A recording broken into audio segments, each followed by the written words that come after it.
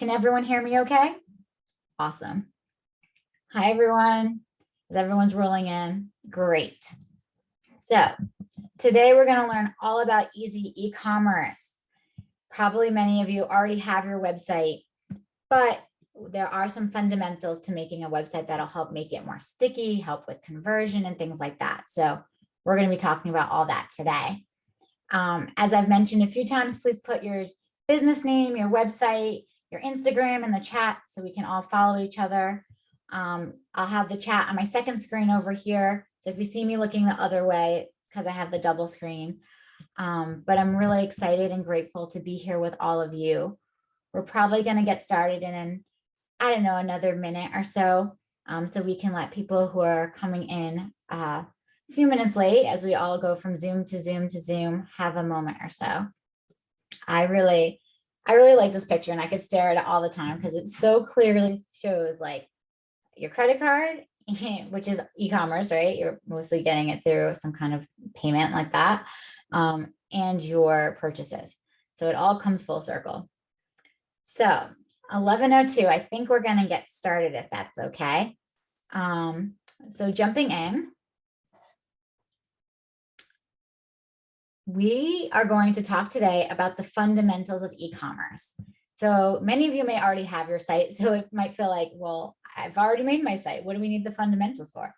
It really helps to just be grounded on what the purpose of e-commerce is, a little history on e-commerce and things like that. And then the second big thing is we're going to gain clarity on the purpose of your website. So at the end of the day, why do we have a website? Who do we want there? How do we want them to spend time on our site? And just really thinking through that experience for a consumer. And then the last thing, which is the most important part of this entire presentation, is really learning how to bring people to your website and have them actually take action on your website and engage on it. So how do we get them there? How do we not get them to leave? How do we get them to convert quickly? We'll talk about all those things at the end, but first we're going to do a little grounding first. So for those who don't know me, my name is Brooke Shapiro. I've worked in e-commerce marketing for 15 years. That makes me feel really old to say out loud, but it's true. I started off a long time ago on Toys R Us, launching Babies R Us e-commerce registry marketing and all of their online platforms. And I've worked at Clorox, launching them to be DTC businesses and e-commerce and Amazon. I worked on Johnson & Johnson and also launching them all on their e-commerce platforms and sales and marketing teams. And I even tried to, I launched with Taco Bell having an online ordering system. So really familiar with the marketing and e-commerce space over the years. But now I have the opportunity, and I really love helping founders and small businesses and startups launching their marketing plans, creating roadmaps for them, figuring out the best ways to get consumers to connect with your business. So some of my clients include Pearls Honey, Namu, Milk Jug, Top Squad, and CPG and parenting space. And I'd love to help any of you with your businesses if you need. So feel free to set up time with me. Let's chat and see how I can help you. So jumping in. So feel free to put in the chat, and I'll look at the screen where I have my chat, is any of your biggest challenges with e-commerce. What is something that you're racking your brain around and you just can't get, like, can't seem to figure out? Feel free to put in the chat while people are posting it in there. I see a lot of people come to me, with issues of the copy on their site, not getting people to convert. Or some people say the experience on their website. Some say the high bounce rate and low conversion. Hi, Stephen, how are you? Yeah, that is always really frustrating to see. So we're going to talk about how to change all that on your website today. So just to take a step back, let's see, what is e-commerce? Like, what does the dictionary say e-commerce actually is? Merriam-Webster says that e-commerce is buying and selling of goods and services, transmitting funds of data through the internet. And so that could be either a D2C. So for those who don't know, that's direct to consumer. So you are selling to the consumer. B2B, your two businesses working together, buying on each other's sites. It could be through a third-party seller. So think of that as like you're selling through an Amazon or Target or Walmart, that third-party Etsy, like whatever that platform really is. That's all e-commerce. And so what we're gonna really focus on the two forms of e-commerce that I have a ton of experience is direct to consumer, so selling directly to your audience. And the other option is a retailer or platform sales. So I always joke with everyone, to Amazon or not to Amazon? That is the question. So we'll talk about the benefits of both. So selling direct to your consumer is really great because you're going to be capturing that audience's data. That, at the end of the day, we'll talk about in a few, is really the purpose of your website. Is you want to be getting the audience data. You want to know who they are, know what their habits are, know where they're spending time on your site and what they're doing, and really be able to tap into that. The other thing about doing a D2C is that you're not giving up margins to a third party. So those of you who may have worked with Whole Foods, or if you work with Amazon, there's always the price off the cut, the profit up the top. So you don't want to give that up. You can just go direct to consumer. The cons about having your own e-commerce website in general is you need to get people there. They don't just magically find you. I mean, I guess technically search is magic, but you need to figure out ways to get people to your site. So you need to drive people to your page, which takes a lot of work, energy, money, and time. You also need to have a lot of content for your page. You need to be constantly updating at page developments, writing your own blogs and all these things so that people know how to find you and you can stay top of mind. So there's a lot more manpower that you're needing to do when you have a website. It's amazing that like Shopify and Squarespace and Wix and all these websites are out there that make it easier for you, but there's still a lot of maintenance on your end that you're going to need to think about. So a retailer platform, so selling through, Amazon, Target, and Etsy, wherever, it's something to think about because they have existing traffic. Amazon has 150 million Prime members already, just on their site, ready to buy, free shipping, they're ready to go. So they've already congregated everyone versus you needing to do the heavy lifting to get them to their space. Yes, you need to get them to your page on Amazon, but at least you're already halfway there. The tools. So Amazon and Walmart and all of them, they tell you what information you need to put on this page. They tell you what you need to say, what you need to do, all of that. The cons is, again, the profit margins, as I mentioned previously. The quantities, they may want you to commit to a certain amount, which is really hard and a lot of pressure for you. The terms and conditions, they may have terms and conditions that you may not like. And then limited to no access to data. You don't have a way to build a relationship with them. It's just transactional through in their stores and things of that nature versus really being loyal to you and being committed to you. So the mecca of what everyone wants is to start D2C and then have the retailers find out about you or someone find out about you and then beg you to bring it to them. That's always the ideal scenario, right? If your company getting bought or anything of that nature is what you always want to do. So for CPGers who are in this webinar right now, you may have heard of the Dollar Shave Club where they did direct to consumer. They did so well that the Targets and all begged them to come into their store and shop and sell it online and everything like that. So that is always the golden ticket. So let's play a little game.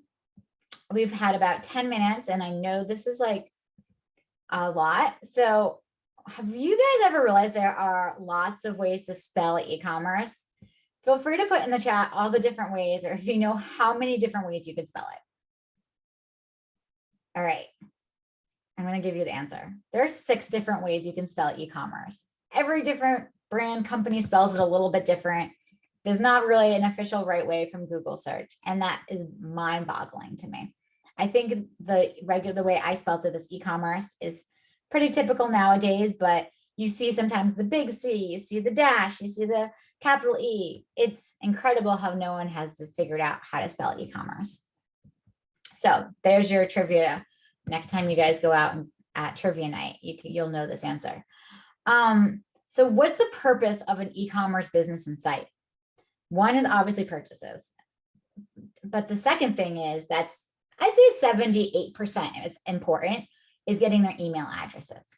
That is extremely key on your website, that no one should leave your website if they didn't buy, and when they purchased, you probably got their email address, but if you didn't get them to purchase, still get their email address. That's the second biggest thing.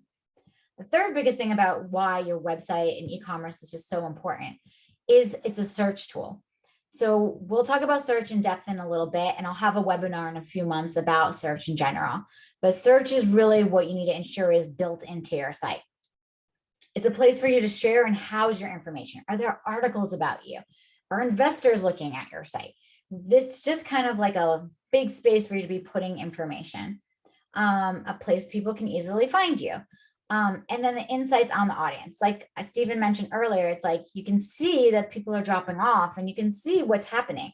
So if it's all on your website, that's how you're getting the information. If you were selling a product in store, you don't know that types of information, right? You don't know why someone walked away or how long they spent. But on having this website, you can really get that level of depth and information. So for those of you who attended my social media webinar last month, the first question of social, the first question of e-commerce, the first question of everything that you will ever do for your marketing and for your business is always, who do I want to purchase on my website? Like, who is that ideal shopper? And what are their daily habits? And the reason I say these two things is because in order to build the site or to even update your site or to make it more conversion-y and sticky, you need to know who you want to be stuck. You need to know who that ideal person is in and out. And then you need to know what their daily habits are. I do an exercise with all my clients, literally figuring out every minute for 24 hours what our ideal customer's day looks like. We talk about when they go to the bathroom, when they brush their hair, when they pick up their kids, or when they sign online or go on Instagram. Like, we literally think about what that entire day looks like. And then it's like, okay, in this busy day that we've captured, how did they get to our website? How did they even know to get to our website? Did I tell them to get there? Where are they going to make this time? Which time do I want them to change from doom scrolling to be on my website? Where is that going to insert into their lives? And then when they're on their website, how do I want them to flow and get there? And that will come back to the conversion conversations we'll have in a few. So this is the, I call BPIC of e-commerce. Again, over the years, I made this silly acronym. So you want to bring people to your site, right? You have a D2C especially, right? You have to get them to your page, to your site. You got to bring people there. It's not just enough having a website. Once they're on your site, your e-commerce business site, they need to have a positive experience. They needed to have found it really easy to navigate. They needed to find the information they were looking for. And you need to make sure you get their information. You get their email address or their phone number if you want to do text. You can't have them leave without that piece. And then the last thing on your site is you need to make sure they convert. We'll talk about how there are 7 touch points that need to happen typically on average for someone to convert. So what are we going to do to cut that number down and actually get them to convert? So bringing people to your website, you need to make this map to get people to your site, right? You need to tell them where you want them, like how to get there. You need to tell them what you want them to do there. What's going to happen once they're there? You need to tell consumers. People kind of expect people to magically come to your site. And sometimes it happens. Some people are magically here at this webinar, and I appreciate it. But a lot of the time you have to be pushing out there and say, hey, come to my site, check out our discounts, and here's $5 off or something. You need to be shepherding people to your site. So how do you shepherd these people? I'm going to talk about 4 easy ways to get folks to your website. I'll have webinars again in the future in detail because these are all deep topics within themselves. But I found that the 4 kind of top 4 that I end up recommending for most of my clients and we end up executing on and partnering with is search, PR, social, and emails and text. Some other options, and obviously budgets constraints allow, and I like to be scrappy personally when I do marketing plans, so I don't typically always go down these routes, but you could have TV. Another great option is pre-roll if you have made an asset that is rectangular. Podcast being on or having your own, but having your own podcast is a lot of work. Billboards, just tried and true if you are a very local business that people know about you. Sponsorships and partnerships. So either you sponsoring something or partnering with a complementary brand. For example, if you are a subscription box for tea and another person is subscription box for honey or something, how do you partner together? Or if your brand is ice cream and someone else's fudge, many of you guys know I have an ice cream podcast, so bear with me on that example. You can always partner together and you can drive each other to each other's sites and you can do giveaways and things like that. So partnerships are also key, but also a lot of more manpower, and you need to have two parties in play. Other places in curated sites. And another big one is affiliate links. And I saw someone in this webinars actually has affiliate business. So that is an entire different ball game for affiliate linking. It's a great way to get people to your site and setting up the affiliate links. But it's also, you need to pay for the services and everything of that nature. And actually with affiliate links, more and more you'll see in PR is really, in search, are really big ways that it's getting in there, but it's not necessarily the first thing that I do. So search, that is the first thing for any website. I hope everyone here who has an e-commerce website built their e-commerce website off of keywords. So a lot of times you may have a website built that might be beautiful, or you may have used the typical website developers like Squarespace and Wix, but you need to ensure that you have the right keywords on your site, because those keywords are going to make you pop in Google. They'll have you pop in Bing and other places. Yes, there are still some people that use Bing, but you need to ensure you have the right keywords on your site so that you're popping up. Second thing is investing in search. It's one of the easiest things you can do. You don't need creative developed. You don't need a lot of content. You literally just picking which words in the Google platform that you are paying for search. You can do as little as $10 a day, just to make sure if anyone looks for your brand or your website that you're coming up in the first few pages. Ensure you have blogs on your site. Are you constantly creating those blogs that are answering the questions you know that people are asking about you? Because when you did the target audience, you knew all about their day and saw the struggles that they had. And that way you have the answers on your page that you're answering through your blog. So ensure you have blogs on your site that are constantly keyword sparked. You can have it linking to your friends' pages and then linking to you to get people to come to your page.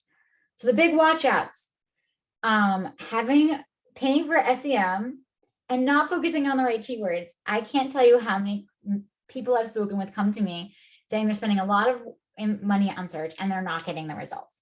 When we dig into the search that they're bidding on and the examples that they've been told by this expensive agency to have, you see that the search words don't necessarily align with your business. You might be going after words that are just so broad that have nothing to do with you, like the word like butternut. And like if you are a food delivery service, like that word is like so broad, it may not really link back.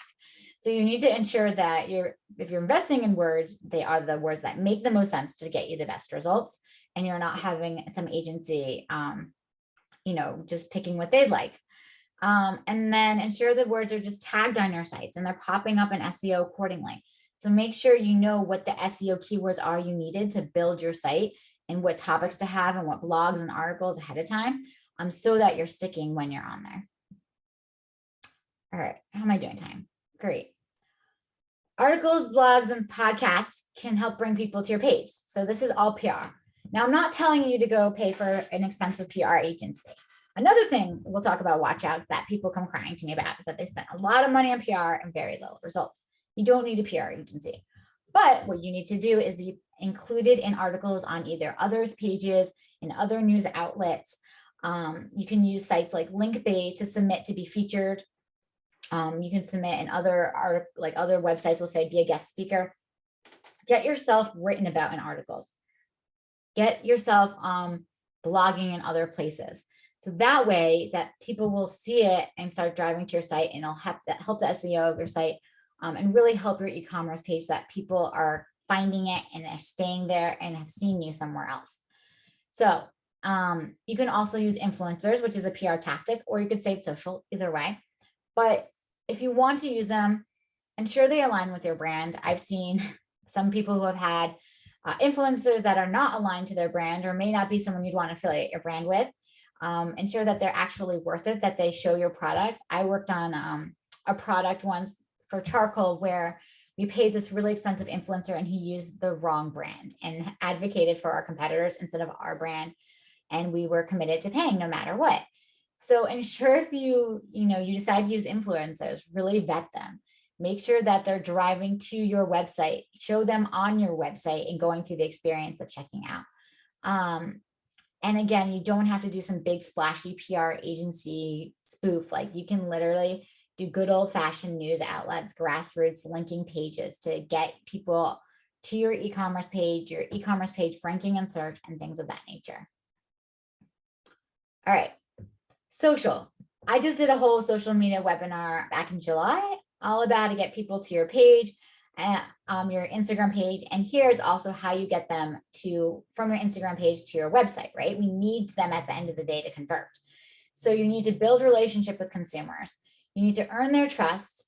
Again, we talked about influencers, but again, for social, if you're gonna have an Instagram or Facebook page or whatever it is, be prepared to have quality, so good content that's aligned and constant, and quantity. You have to have a lot of it, have it constantly updated, have it constantly new, have it aligned with what's happening on the right parts of social media, whether Reels or TikTok.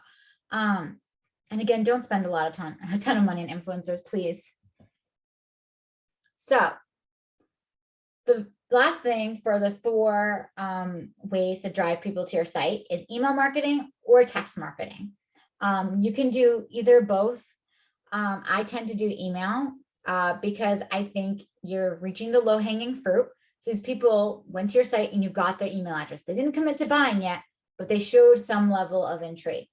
So you can reach these low-hanging fruit by emailing them. You need to provide them information and updates on your business. You know, you have a new product, you just got, we're in this article. Hey, did you see us in Motherly or wherever? You can share discounts. You can create different user flows based off of how you saw people come to your site. This person abandoned cart. Here are emails for people that read my, saw me in a news article or a part of my Facebook group, whatever it is. The email marketing is great because it's just like easy ways to chop off the top for conversion to get people to buy. But in order to do email, text marketing, more email marketing, but you need to write and program and segment out the audiences, which is obviously some bandwidth for you.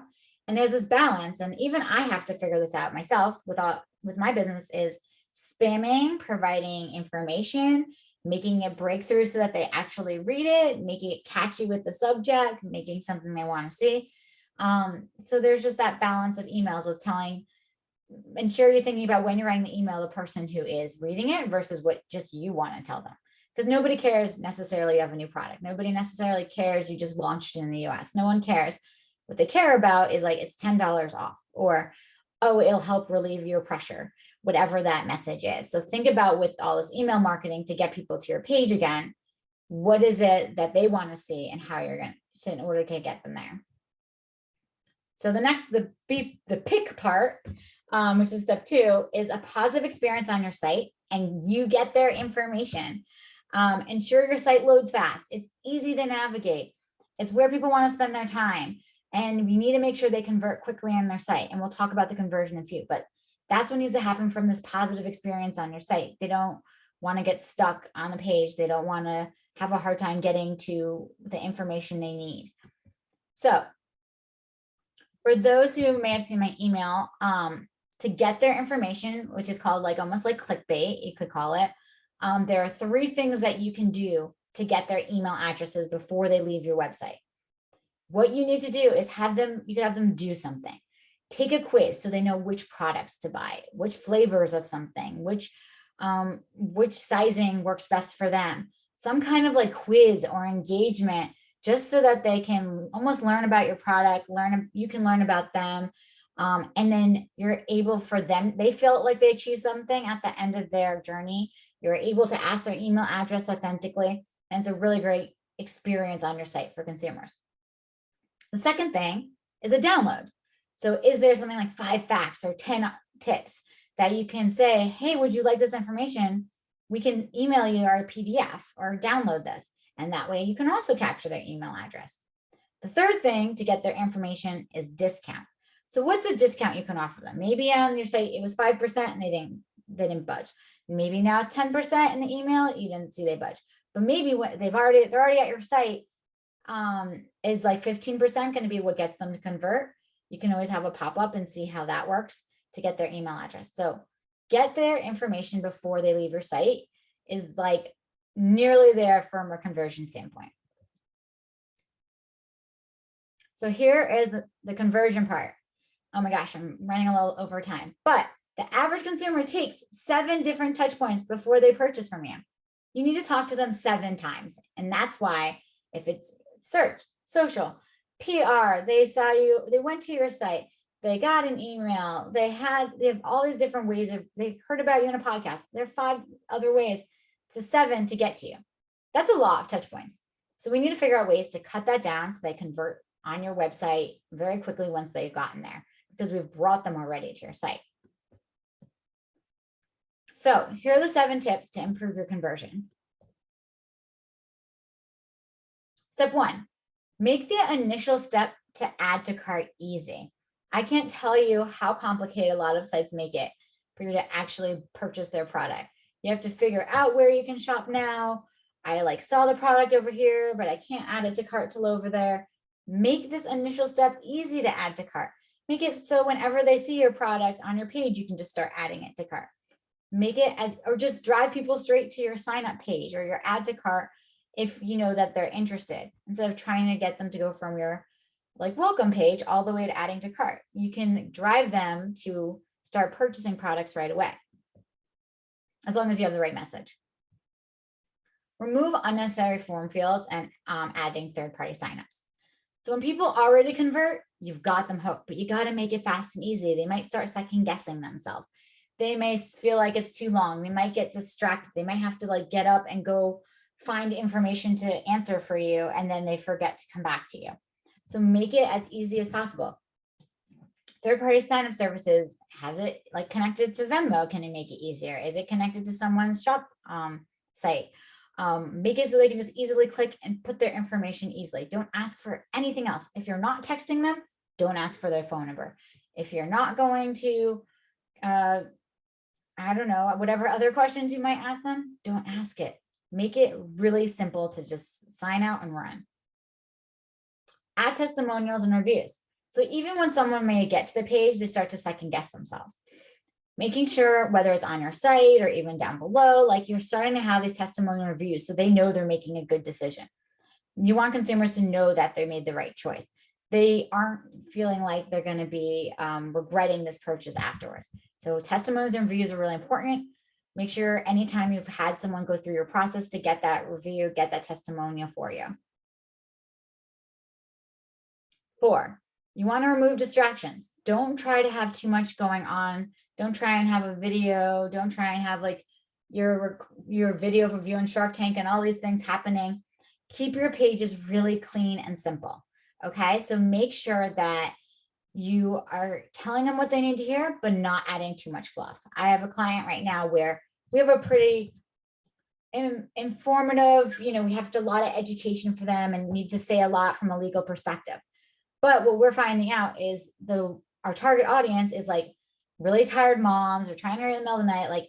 They don't want all this information. And so we need to figure out how to remove all the distractions, all the words, make it bullet points, whatever it needs to be to make it so it's straight to the point, informative, and that people can get to your add to cart. If I get there's a lot of education you may need, but you need to cut down as much as you can. It's about what people want to see versus other ones.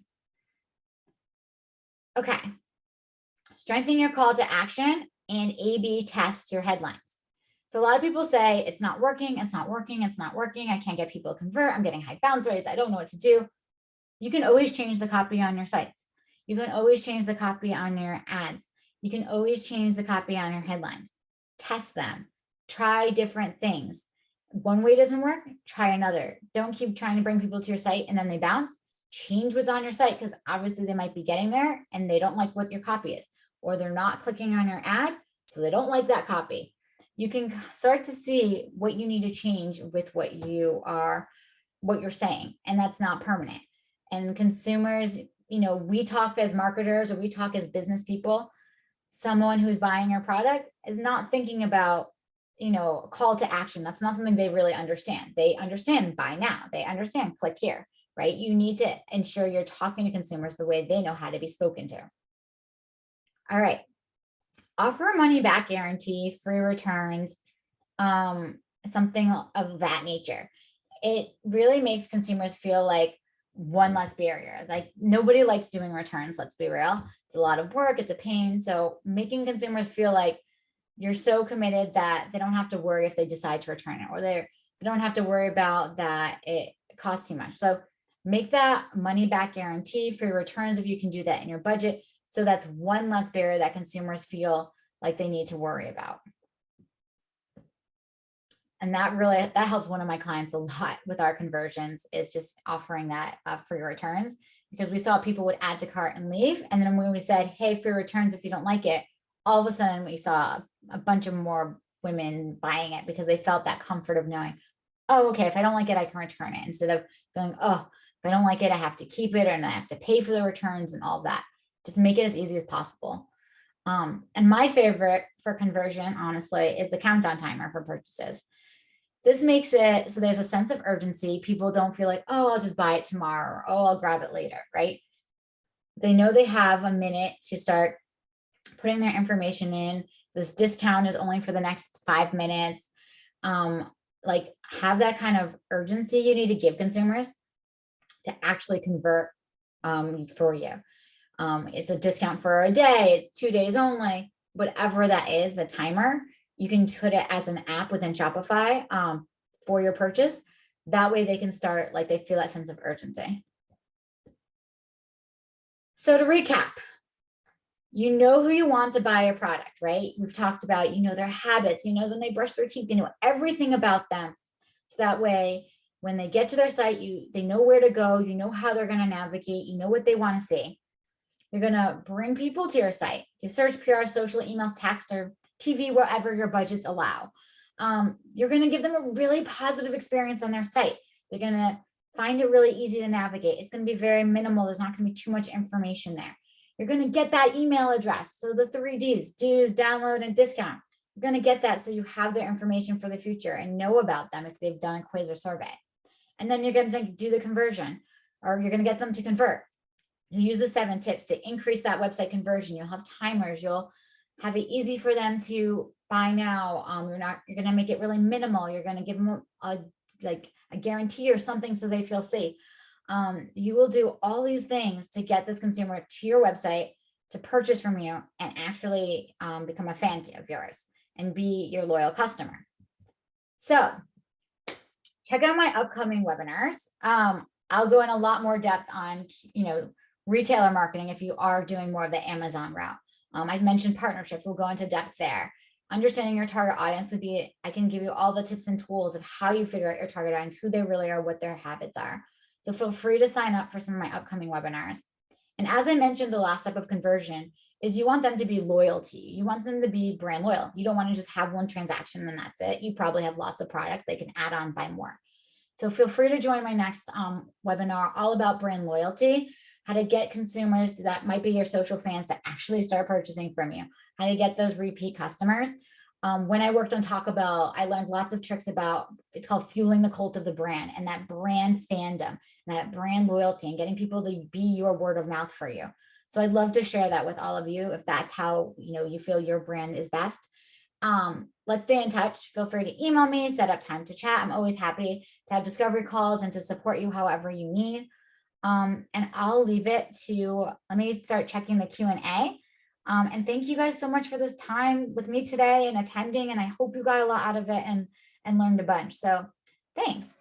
I'm going to stop sharing my screen so I can actually see all of your beautiful faces. And you can feel free to go off mute too if you want to ask a question. So one question someone asked is, hi, Anthony. How about Messenger as a substitute for email for feedback online? So when you say Messenger, I assume it's Facebook Messenger or just a Messenger pop-up on the website. Is that what your question is, Anthony? Okay, well, I'll assume that it's a Messenger on the website. And I don't know if it's necessarily a substitute. I think it could be either, or if it's on the website, you have the Messenger, like I forget the name of the company, that's the big one, Icon. It's a great tool to have where you can have fixed answers, kind of like you're pulling in your fax to answer consumers' questions right away. I wouldn't say it's a substitute for email, because in email, you're able to segment your audience like long-term, and you know where they came from and you know how they're there and you know what to do with them. So I think Messenger is a great like add-on tool for your site and something you could have, especially if you get to scale and you can't answer all the questions and through your contact page. But I don't think it'd necessarily be a substitute for an email. Email is always going to be key. Frankly, when you talk to investors, they'll ask how big your email list is. So you want to say how large it is or sell it to another brand. If you do a partnership, like if your email list is huge, they may have a smaller list. It's a great way to swap something. It's really kind of your email list is also a tool in your business toolbox. So like way to get feedback on your product and things like that. So email, I always say, is key. And I have a webinar, I think I have it planned for the spring about like the right email copy to get people to actually read your emails. Okay, next really great question, Stephen, is if you're a startup, I don't even know if he's still on, but if you're a startup, how do you know who your real customer is? I mean, I'm not sure. How do you know? Is it more like from your social following, who that real customer is versus who's just following you for content? I think, Stephen, I don't know if you're still on. I think you may have mentioned you bounced, but yeah. I mean, I think you know who your real customer is because they're engaging with you. They're more likely to be your true customer if they've signed up for your email, just not just following you, because it's easy to follow anyone, right? On Instagram, you click a button. But when you're actually on your website and you've put in your email information, that's someone who's a real trigger who wants your information, who wants to be connected with you, who wants to hear what's going on. So, clothing, possibly top label grocery store on Facebook work. I'm being shy. Okay. Designer. Cool. It's really always great to have a website designer. Hopefully, as a website designer, you can also connect with, you ensure that the search is enabled on a beautiful design website. I think that's always the key. There's a designer when you're developing a website, but there's also the part of it where you have to have the search actually enabled in your website. And if I had to pick between the design and the search, I'd always choose the search because that's what's actually going to help you. Okay. Okay, great question. What do you do if you're a new brand with no reviews yet? You ask for reviews. You can do a sampling program if you're a product, or you can, if you're on Amazon, Vine has a really great program to get samples. You can just ask all your friends. Like my friend works at a watch company and she sent us all watches and we all just gave her reviews. So you would, once you have your physical product, or if it's a box, you can just send it to a bunch of friends and see what they say and just get reviews. I mean, all your friends, I'm sure, are willing to help you. Reviews take 3 or 4 minutes to write. So just start to get something out there. And it could be a previous version of your product that you maybe you've updated, but someone used an older version, like get a review of that and put that up there. Let's see. All right. I think that's it for questions. Anyone have anything else?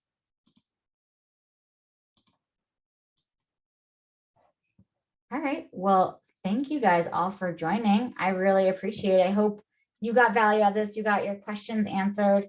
I'm always here to help and with whatever your marketing for your business and startups needs are. So have a wonderful day and hopefully we'll be in touch. See you guys. Thanks so much. Bye.